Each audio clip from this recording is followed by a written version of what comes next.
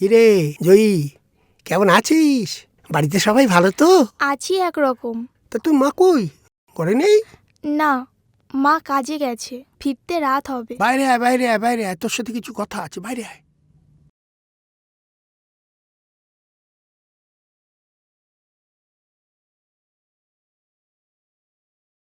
তা তোর লেখাপড়া কেমন চলছে? টাকা পয়সার জন্য একটু অসুবিধা হচ্ছে, কলেজে ভর্তি হতে পারছি না। সেই জন্যই তো এলাম তোর বাড়ি। তোর মাকে বলিস কলকাতার একজন স্কুল টিচার, তার বাড়িতে তোকে রেখে লেখাপড়া শিখিয়ে খাইয়ে পড়িয়ে মানুষ করবে এবং তোকে চাকরির ব্যবস্থা করে দেবে। মানে রদ দেখা কলা বেচা দুই সঙ্গ হবে। সত্যি সত্যি বলছো হরিদা? আমাকে কলকাতায় নিয়ে যাবে? আমি লেখাপড়া করব। হ্যাঁ, তোর সব ইচ্ছে পূর্ণ হবে, কোনো কিচ্ছুর খামতি থাকবে না। জানো তো, অনেক ছোট থেকে স্বপ্ন লেখাপড়া শিখে চাকরি করব, মাকে একটু সুখে রাখবো, নিজের পায়ে দাঁড়াবো। হরিদা, তুমি সবকিছু ঠিকঠাক করে রাখো, মাকে রাজি করানোর দায়িত্ব আমার। তা ঠিক, ঠিক আছে।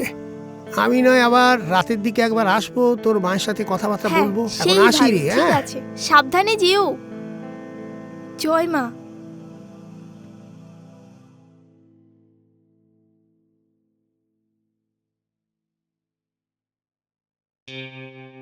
ম্যাডাম, সব ব্যবস্থা হয়ে গেছে। আপনার কাজের লোক দুদিনের মধ্যেই নিয়ে যাচ্ছে। এটাও কি নতুন গল্প? না ম্যাডাম, এ একেবারে একেবারে সত্যি কথা। আপনি বিশ্বাস করুন, এর মধ্যে কোনো ভেজাল নেই। আর মাত্র দুদিন। ঠিক আছে, দেখি কতটা কি করতে পারো, দেখি।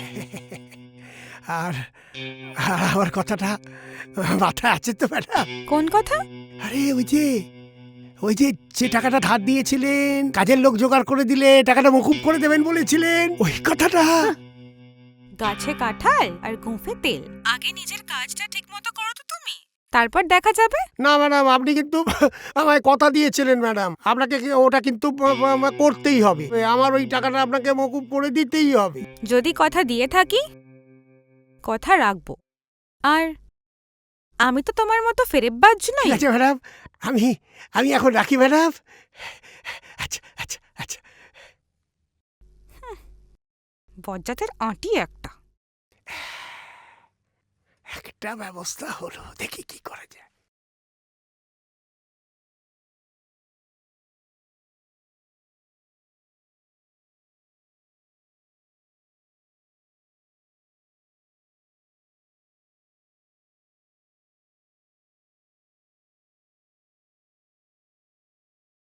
কি রে, জাদুর গায়ে হাত বোলাচ্ছিস? ভালো করে কাজ কর। দিন রাত্রি গান্ডে পিণ্ডে গিলছিস, আর কাজের বেলায় অষ্টরম্ভা। পেয়েছিস কি বলতো?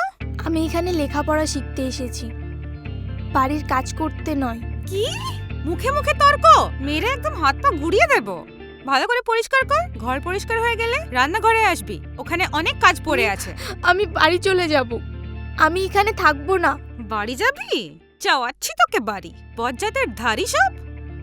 হরিটাও হয়েছে তেমন, যাকে তাকে যখন তখন ধরে নিয়ে আসে।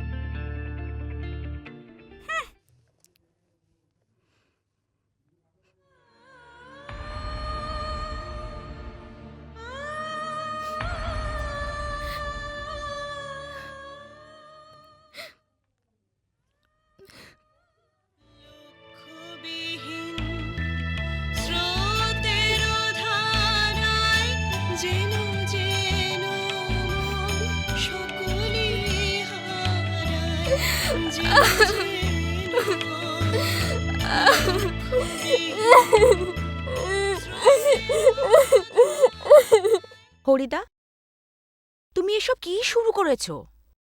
গ্রামের একটা সহজ সরল মেয়ে, তাকেও কিনা তুমি স্বপ্ন দেখিয়েছ যে